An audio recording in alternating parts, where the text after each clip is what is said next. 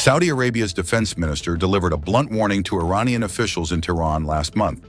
Take U.S. President Donald Trump's offer to negotiate a nuclear agreement seriously or risk war with Israel. King Salman bin Abdulaziz, concerned about regional instability, sent his son Prince Khalid bin Salman to deliver the message directly to Iran's supreme leader, Ayatollah Ali Khamenei, according to two Gulf sources and two Iranian officials.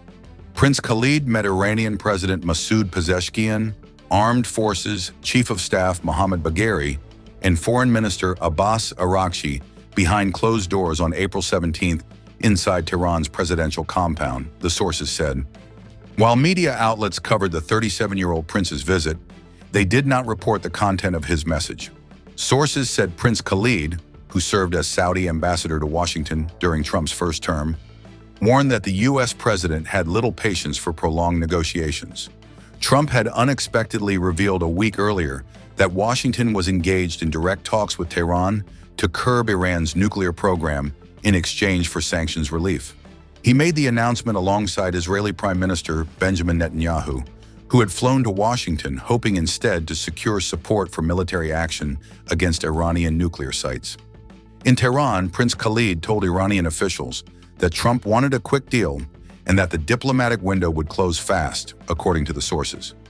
The U.S. prefers a deal over escalation, but if diplomacy fails, the consequences will be severe, Prince Khalid said, according to the two Gulf sources. It's better to engage with Washington than to face potential Israeli strikes. He emphasized that the region, already destabilized by conflicts in Gaza and Lebanon, could not afford further escalation. Neither Saudi nor Iranian officials responded to requests for comment. Prince Khalid's visit marked the first by a senior Saudi royal to Iran in over 2 decades.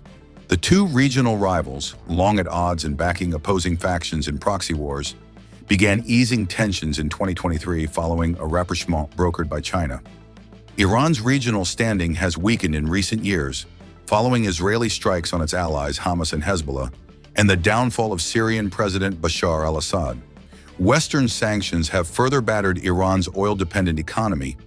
Mohammad Haga Ali, an Iran expert at the Carnegie Middle East Center in Beirut, said Riyadh seized on Tehran's vulnerability to push diplomacy and avoid war. Saudi Arabia doesn't want a war with Iran. It would derail its economic vision, Ali said.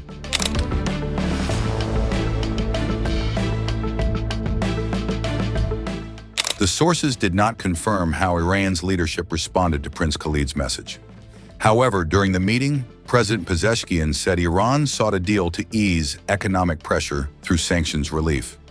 Iranian officials voiced concern over Trump's unpredictable negotiating style, which they said shifted from permitting limited enrichment to demanding a complete dismantling of Iran's nuclear program. They said Pezeshkian made clear Iran would not abandon its enrichment program simply to satisfy Trump's desire for a quick agreement. One Iranian source quoted him as saying, "We want a deal, but not one that compromises our core interests." Talks between Washington and Tehran have gone through 5 rounds, but major hurdles remain, chief among them, uranium enrichment. Reuters reported on Wednesday that Iran might pause enrichment if the U.S. released frozen funds and recognized its right to refine uranium for civilian use as part of a political deal. Saudi television network Al Arabia is saying that Israel and Hamas have agreed to a 60-day ceasefire. Sources with Hamas are saying that has not been agreed to. If and when that does happen, will we expect to hear something from President Trump announcing that? As I said earlier, yes, indeed. If there is an announcement to be made, it will come from the White House, the President, myself, or Special Envoy Witkoff. Trump said on Wednesday he had warned Netanyahu against actions that might disrupt negotiations, adding, "We're very close to a solution now." Israeli officials did not respond to requests for comment.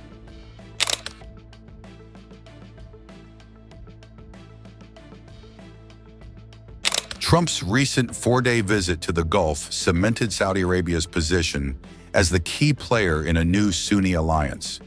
During the trip, Crown Prince Mohammed bin Salman helped mediate a reconciliation between Trump and Syria's new Sunni leader, Ahmed al-Sharaa. Meanwhile, Iran's influence has diminished after setbacks to its allies in the Shiite-dominated axis of resistance, including Hamas, Hezbollah, the Houthis, and Iraqi militias. In the Tehran meeting, Prince Khalid urged Iran to reconsider its regional posture. A shift in policy would be welcomed, especially by Riyadh, he told them. Though he didn't blame Iran directly, Prince Khalid raised concerns about a repeat of the 2019 drone attacks on Aramco facilities. Attacks Riyadh attributed to Iran and its Houthi allies. Iranian officials denied responsibility but acknowledged they had limited control over the Houthis' actions. Decades of hostility between the two countries destabilized the Gulf and fueled conflicts across the region. The 2023 détente, partly driven by Crown Prince Mohammed's economic vision, led to renewed diplomatic engagement. Still, diplomats and regional experts said Saudi Arabia and its neighbors remain wary of Iran's reliability as a peace partner. Prince Khalid urged Iranian leaders to restrain their actions and those of their allies, warning that Trump's response would likely be more forceful than those of his predecessors, Joe Biden and Barack Obama. To reassure Tehran, Prince Khalid said Riyadh would not allow the U.S. or Israel to use Saudi territory or airspace for any military operation against Iran, the sources said.